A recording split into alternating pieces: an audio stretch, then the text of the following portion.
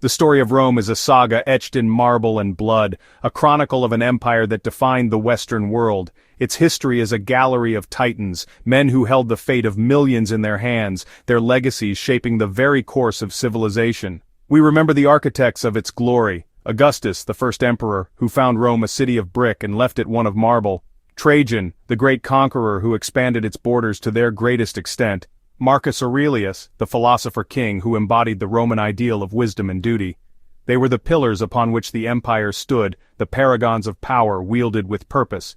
But the annals of Rome also whisper darker tales, tales of emperors whose reigns descended into madness and tyranny; Caligula, who mocked the Senate by appointing his horse as consul; Nero, who, as legend has it, fiddled while his capital burned. These were the rulers who exposed the fragility of absolute power, whose names became synonymous with decadence and cruelty. They are remembered not for their greatness, but for the chaos they unleashed.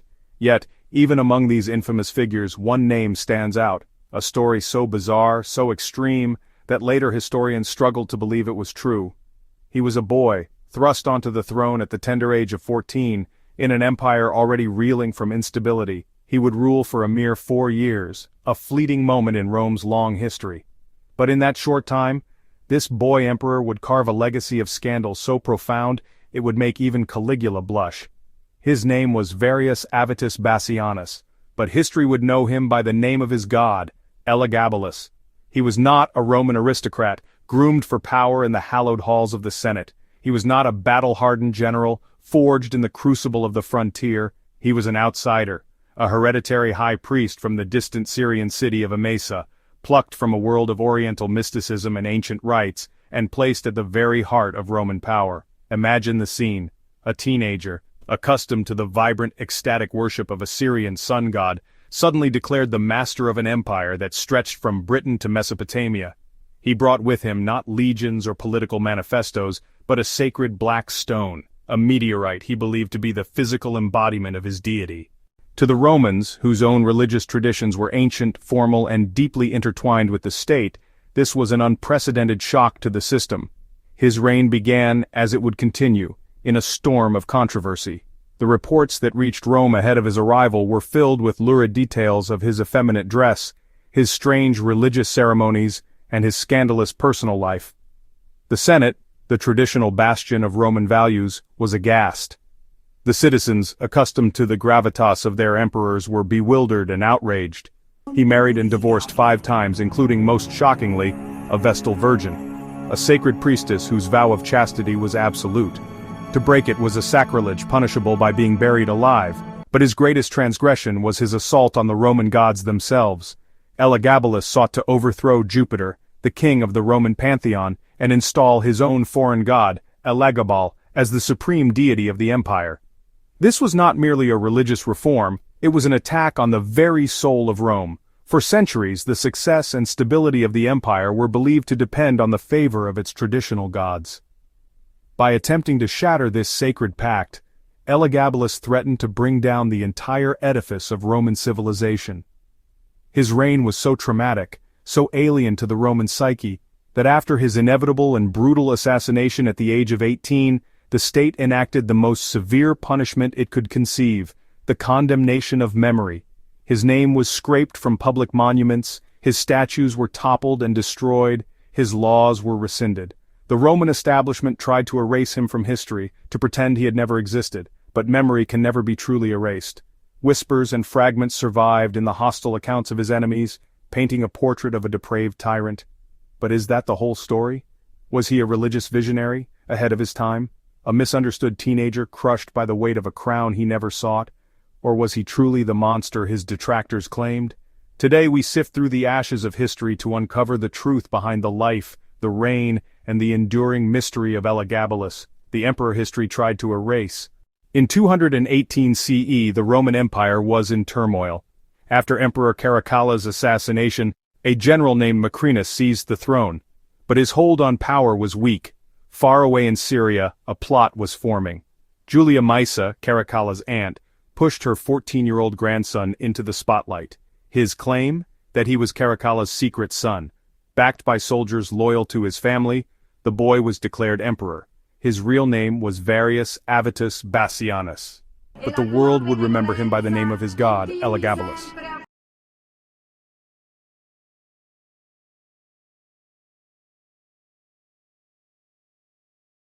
When the boy Emperor Elagabalus arrived in Rome in 219 AD, he came not merely as a ruler, but as a prophet.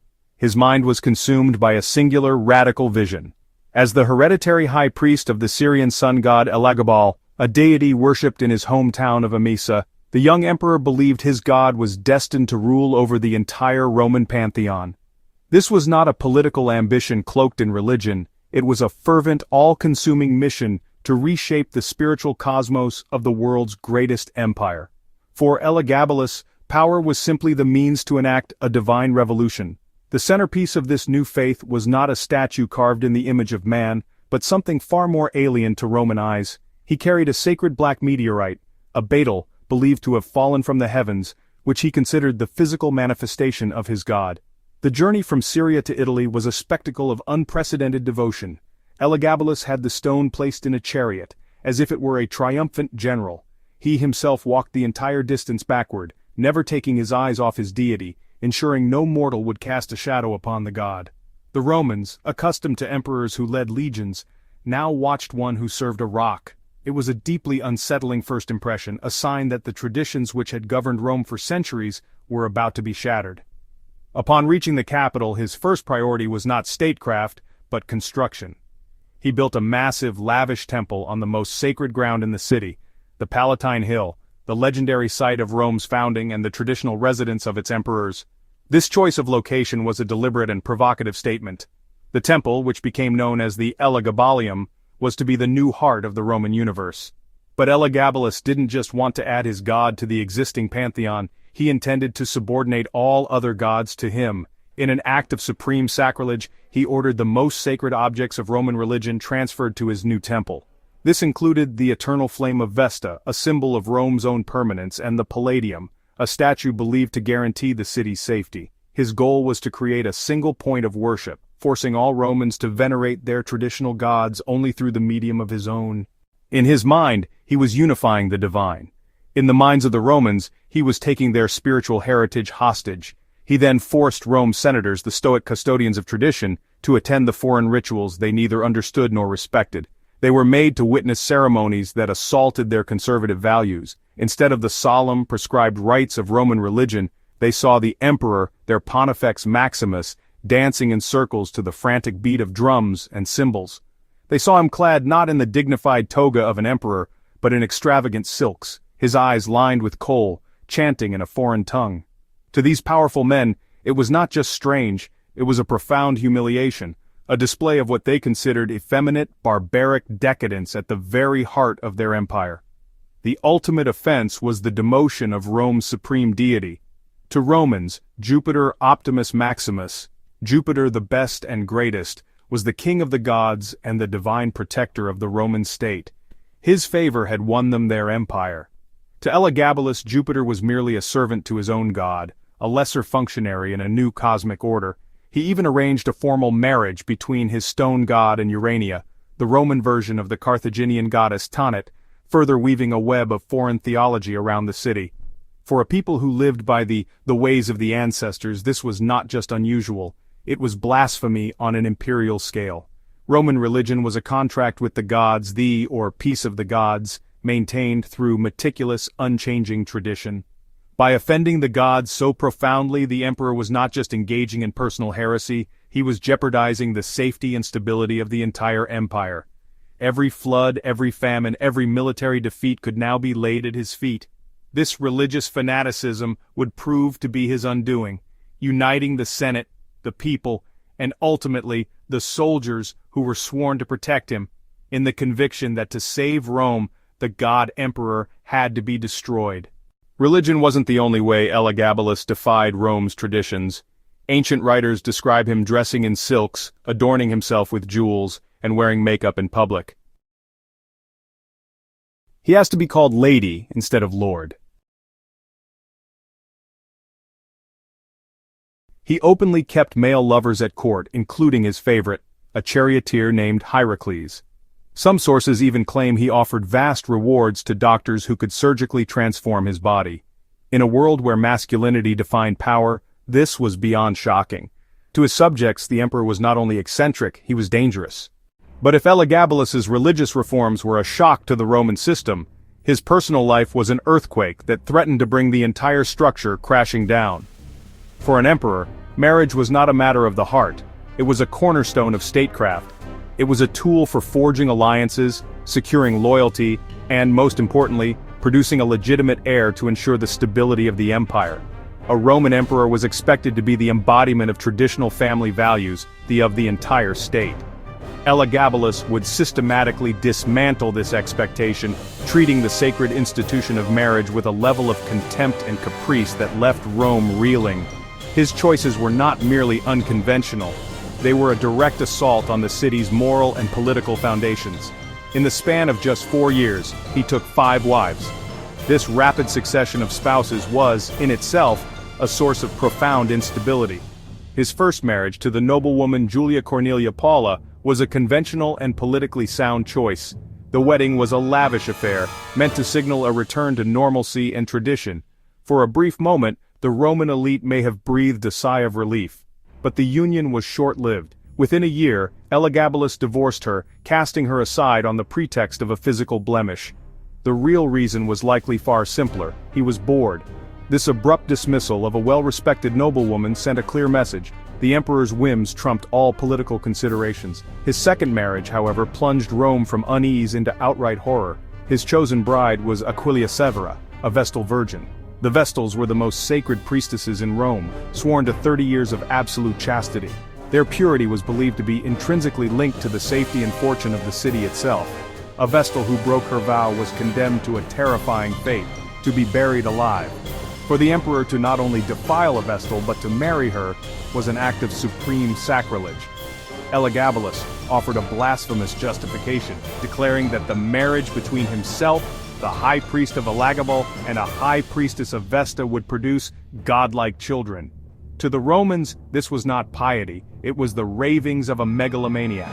It was an offense against the gods themselves, a deliberate pollution of their most sacred traditions. The act sent shockwaves of fear and revulsion through the populace. If the emperor held nothing sacred, was Rome itself no longer safe? His marriages rarely lasted. Some ended in divorce, others in abandonment. In a desperate attempt to regain some legitimacy, he divorced Aquilia Severa and married Annia Aurelia Faustina, a descendant of the revered emperor Marcus Aurelius. This was another calculated political move, an attempt to graft his unstable regime onto a respected imperial lineage.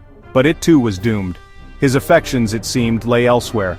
He soon divorced Annia, and, in a stunning display of obsessive defiance, remarried the Vestal virgin Aquilia Severa, doubling down on his original sacrilege. The cycle of marriage and divorce became a public spectacle of the emperor's instability. But it was his union with a man that would shatter the last vestiges of Roman tolerance. While Rome was no stranger to same-sex relationships, there was a rigid, unspoken code. The elite Roman male must always be the dominant, active partner. But Elagabalus reveled in subverting this code. His deepest affection was for Hierocles, a blonde charioteer from Caria, who had once been a slave. He referred to Hierocles as his husband. This was not a private term of endearment, it was a public declaration. Elagabalus delighted in being called Hierocles' wife, his queen, his mistress. Ancient historians claim the emperor would wear makeup and wigs, and would rage with jealousy if his husband paid him insufficient attention. He even treated Hierocles as co-emperor within the palace walls, granting the former slave immense power and influence that infuriated the Senate and the military. For conservative Rome, this was the ultimate transgression. The emperor, the symbol of Roman strength and masculinity, was publicly performing the role of a submissive bride to a low-born foreigner. It was a complete inversion of the social, political, and gender hierarchy upon which the empire was built. It was one thing to have a male lover. It was another entirely to call him husband and allow him to wield imperial power. This was the breaking point. The cumulative weight of his scandals, the religious sacrilege, the marital chaos, and now, the flagrant disregard for Rome's most fundamental social norms, had become unbearable. Every powerful faction had been alienated. The Senate was humiliated, the people were horrified, and the Praetorian Guard, the very soldiers meant to protect him, were disgusted. Even his own grandmother, Julia Maesa, the architect of his rise to power, now saw that her grandson was not just an embarrassment, but a mortal threat to the dynasty she had fought to install. The whispers in the corridors grew louder and the shadows in the palace began to lengthen. The stage was set for a final bloody resolution. Elagabalus also became infamous for his banquets. Guests were served bizarre dishes: camel heels, ostrich brains, peacock tongues. He sprinkled his baths with silver dust and decorated halls with gold and silk. Sometimes guests were pranked with empty dishes, or terrified when wild animals were suddenly released into the dining room. They were trained not to attack, but the fear was real. To Elagabalus, this was entertainment. To his guests, it was humiliation. The Senate grew furious, the people grew restless, and even the Praetorian Guard, sworn to protect him, began to turn against him. Rome had endured tyrants before, but never one who insulted its gods, mocked its traditions, and played with power so recklessly.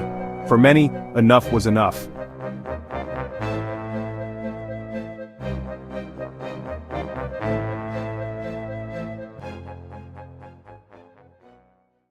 In March of 222, the Praetorian Guard struck. They stormed the palace, cut down Elagabalus and his mother, and dragged their bodies through the streets. Finally, the once sacred emperor was thrown into the Tiber River, denied even a proper burial. His reign had ended as violently as it began. The Senate declared damnatio memoriae, the condemnation of memory. Statues of Elagabalus were destroyed, his name erased from inscriptions, his image defaced. They tried to erase every trace of him, but erasing history has a way of keeping it alive. The more Rome tried to forget Elagabalus, the more infamous he became. Elagabalus ruled for just 4 years, yet his story has fascinated and disturbed for nearly 2,000 years. Was he a villain, a visionary, or simply a teenager trapped in a role too dangerous for anyone so young? In the end, his life remains a warning, and a mystery, Rome's most scandalous emperor who refused to be forgotten.